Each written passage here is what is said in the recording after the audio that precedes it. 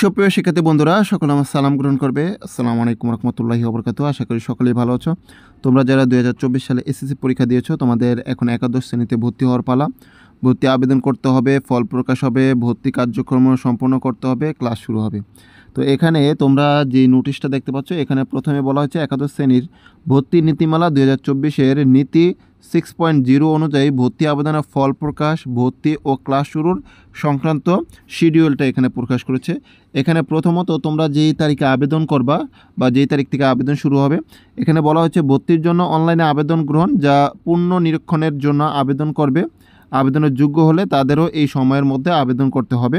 অনলাইনে আবেদনগুলো শিক্ষার্থীর পছন্দক্রম অনুযায়ী অটো মাইগ্রেশন প্রযোজ্য। এখানে তোমাদের তারিখ হচ্ছে 26/5/2024, অর্থাৎ তোমার মে মাসের 26 তারিখ থেকে তোমার আবেদন শুরু হবে।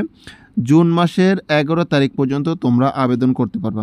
এরপরে হচ্ছিল আবেদন বাছাই ও আপত্তি নিষ্পত্তির, এটা হচ্ছিল 12/6/2024 তারিখ থেকে 13/6/2024, জুন মাসের 12 তারিখ ও 13 তারিখে তোমার এই আবেদন যাচাই, তারপরে হচ্ছে আপত্তি নিষ্পত্তি, এগুলো করা হবে।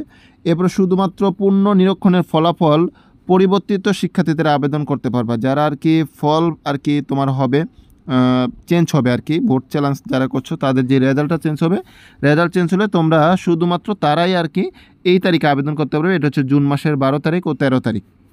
এরপরে পর্যায়ক্রম পছন্দক্রম পরিবর্তনের সময়, এই যে তুমি যে কলেজগুলো চয়েস করছো, ওই কলেজগুলো তুমি যদি পরিবর্তন করতে চাও, তাহলে তুমি এই 12 তারিখ এবং 13 তারিখ, জুন মাসের 12-13 তারিখে তোমরা এই কাজগুলো করতে পারবা।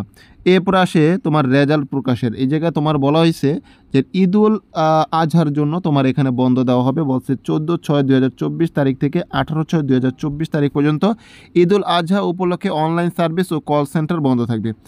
এরপরে আসে প্রথম পর্যায়ে নির্বাচিত শিক্ষার্থীদের ফল প্রকাশ, অর্থাৎ প্রথম ফল প্রকাশ হবে জুন মাসের 23 তারিখে, রবিবার রাত হচ্ছে তোমার 8টায় প্রথম ফল প্রকাশ হবে। এরপর হচ্ছে শিক্ষার্থী নির্বাচন নিশ্চয়ন, মানে শিক্ষার্থী নিশ্চয়ন না করলে প্রথম পর্যায়ে নির্বাচন বা আবেদন বাতিল হবে এবং তাকে পুনরায় ফিসও আবেদন করতে হবে। তুমি যদি সিলেক্ট হও, তারপর যদি নির্বাচন না করো, তাহলে নতুন করে আবার আবেদন করতে হবে। ফল প্রকাশের পর থেকে 29/6/2024 শনিবার রাত 8টা পর্যন্ত এই সময়টা তোমার থাকবে।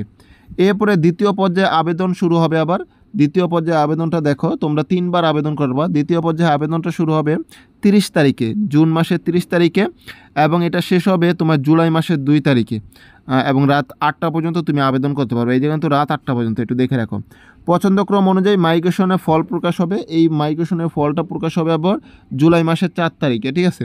এবারে দ্বিতীয় পর্যায়ে আবেদনের ফল প্রকাশ হবে আবার 4 তারিখে। তোমার মাইগ্রেশনের ফল এবং তোমার দ্বিতীয় পর্যায়ে যে আবেদন ছিল, এটার ফলটা তোমার 4 তারিখে প্রকাশ হবে। এবার দ্বিতীয় পর্যায়ের ভর্তির পালা। এই জায়গায় বলছে যে দ্বিতীয় পর্যায়ে শিক্ষার্থী নির্বাচন নিশ্চয়ন শিক্ষার্থী নিশ্চিত না করলে দ্বিতীয় পর্যায়ে নির্বাচন বা আবেদন বাতিল হবে এবং তাকে পুনরায় ফি সহ আবার আবেদন করতে হবে। এটা হচ্ছিল তোমরা জুলাই মাসে 5 তারিখ থেকে তোমার 8 তারিখ পর্যন্ত, সোমবার রাত 8টা পর্যন্ত তোমরা এই নিশ্চয়ন করতে পারবা বা তুমি নিশ্চিত করতে পারবা, ভর্তি নিশ্চিত। এরপরে তৃতীয় পর্যায়ে আবেদন শুরু হবে আবার তোমার জুলাই মাসের 9 তারিখ এবং 10 তারিখ, এই 2 দিন তোমাদের আবেদন শুরু হবে। এবং পর্যায়ক্রমে মাইগ্রেশনের পছন্দক্রম অনুযায়ী দ্বিতীয় মাইগ্রেশনের ফল প্রকাশ হবে। এটা প্রকাশ হবে হচ্ছিল তোমার জুলাই মাসের 12 তারিখে। তৃতীয় পর্যায়ের আবেদনের ফল প্রকাশ হবে তোমার জুলাই মাসের 12 তারিখে, শুক্রবার রাত 8টায়। এরপরে তৃতীয় পর্যায়ে শিক্ষার্থীর নির্বাচন নিশ্চয়ন, মানে শিক্ষার্থী নিশ্চয়ন না করলে তৃতীয় পর্যায়ে নির্বাচন বা আবেদন বাতিল হবে। এটা হচ্ছে 13 তারিখ, জুলাই মাসের 13 তারিখ আর 14 তারিখে তোমার এই নিশ্চিত করতে হবে। এরপরে আসি আমরা ভর্তির পালা। ভর্তি শুরু হবে তোমার, এখানে ভর্তির তারিখটা দেওয়া আছে। ভর্তি শুরু হবে হচ্ছে জুলাই মাসের 15 তারিখ থেকে শুরু হবে এবং 25 তারিখ পর্যন্ত তোমার এই ভর্তি চলবে। আর ক্লাসটা শুরু হবে তোমার জুলাই মাসের 30 তারিখে। এই ছিল 2024-25 সেশনের একাদশ শ্রেণীর ভর্তির যেই নীতিমালা, সেই নীতিমালাটা। পরবর্তীতে কোনো আপডেট পাওয়ার জন্য অবশ্যই আমার চ্যানেলের সাথে থাকো, চ্যানেলটি সাবস্ক্রাইব করে রাখো এবং পেজটি ফলো করে রাখো। ভালো থেকো, সুস্থ থেকো, দেখা হবে পরবর্তী কোনো ভিডিওতে। সে পর্যন্ত আল্লাহ হাফেজ। তবে এই জায়গায় বলছে বিষয় দৃষ্টান্তর অনলাইন ব্যতীত ম্যানুয়ালি কোনো ভর্তি কার্যক্রম গ্রহণ করা হবে না।